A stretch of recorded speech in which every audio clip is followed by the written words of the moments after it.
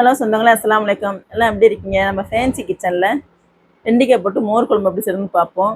அதுக்கு வந்து ஒரு முடி தேங்காய் எடுத்துருக்கோம். நம்ம 3 பச்சை மிளகாய், ஒரு துண்டு இஞ்சி, 1 ஸ்பூன் ஜீரகத்தூள், கொஞ்சம் உப்பு எல்லாம் போட்டு நல்லா நைஸாக அரைச்சிக்கலாம். மிக்ஸி ஜாரில் போட்டு நல்லா நைஸாக அரைச்சி வச்சுக்குவோம்.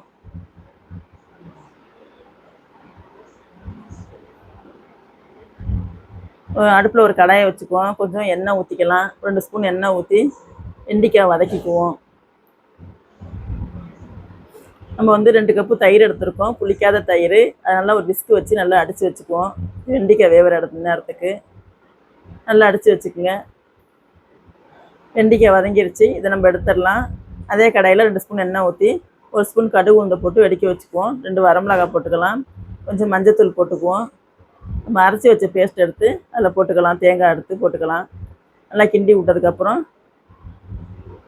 நம்ம வந்து வெண்டைக்காய் வதக்கி வச்சுருக்க வெண்டைக்காய் எடுத்து அதில் போட்டு 5 நிமிஷம் வேகட்டும். அந்த வெண்டைக்காய் தேங்காவில் நான் வெந்து வந்ததுக்கப்புறம் நம்ம அடித்து வச்சுருக்கிற தயிர் எடுத்து அதில் ஊற்றிக்கலாம். தேவையான நல்லா உப்பு போட்டுக்குவோம். தண்ணி வேணும்னா ஊற்றிக்கிங்க, இல்லைன்னா தண்ணி ஊற்ற வேண்டாம். நல்லா ஒரு கொதி வந்ததுக்கப்புறம் நம்ம எடுத்துருவோம்.